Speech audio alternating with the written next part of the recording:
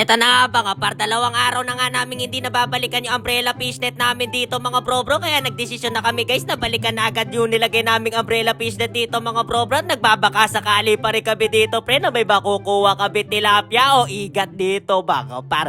Ayan pre, the moment of truth dito mga bro. Titignan natin dito guys kung may nahuli tayo pre. Palagay ko meron na siguro dito 2 ayam. Nakita nyo pre? Para may gumalaw mga bro. Nakita nyo pre? Nung last time kasi mga bro, puro kohol lang yung laman yan mga pare. Ngayon pre, tingnan natin dito mga bro. Ano ba yung pre? Puro kohol na naman pre. Ano ba yung pre?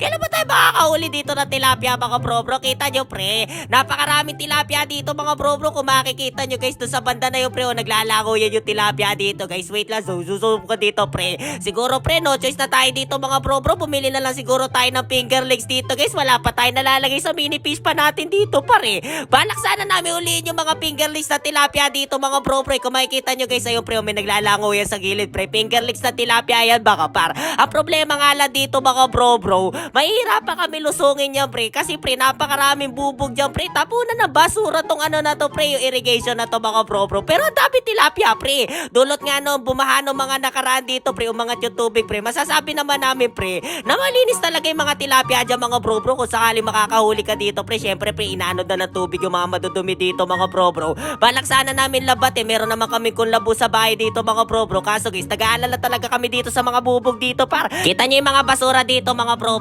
Grabe guys, tapunan talaga dito yung Nia mga bro. Sobrang dumi dito guys Nia tawag namin dito mga bro. Kayo ba guys, ano tawag nyo dito pre? Iba kasi guys, irrigation yung tawag dito mga bro. Dahil nga ito yung kinukunan ng mga magsasaka dito par. Para magkatubig yung palayan nila dito mga bro. Tamang patubig lang dito guys. Ayun pre sobrang dami talaga basura dito mga bro. Dito pa nagtatapunan ng mga bote mga tao dito pre. Talaga durog yung paa mo dito pre. Abono ka pa sa pagpapasaksak dito par. Magpapaantay tetano ka pa dito mga bro. De bali na lang pre. Bibili na lang talaga ako ng finger legs dito pre. Di ako makakatipid dyan pre. Mapapagastos pa tayo dito baka pa. So yun nga mga par, nagdesisyon na nga lang kami umuwi na lang dito mga bro. Tambalak nga namin dito guys. Wait lang pre. Ano to pre? Kabuti dito mga bro.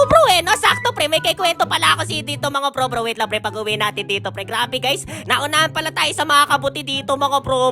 No? Ang dami siguro kumukuha dito par. Konti na lang natin At ito na baka par, nakauwi na nga ako sa bahay dito mga bro. Siguro guys, order na lang ako ng finger legs sa mga kilala namin dito mga bro. Update ko nga kayo dito guys na nagbabalak ako mag-alaga ng mushroom dito mga bro. Sinisimulan na nga gawin yung kubo nila dito mga par. Napakaangas. Huwag kayong mag-alala guys, i-update ko kayo sa pag-alaga ng mushroom at tilapia ako dito mga bro. Kaya maraming salamat sa pagsama sa walang kwenta natin content ngayong araw mga par. Yun lang, bye bye.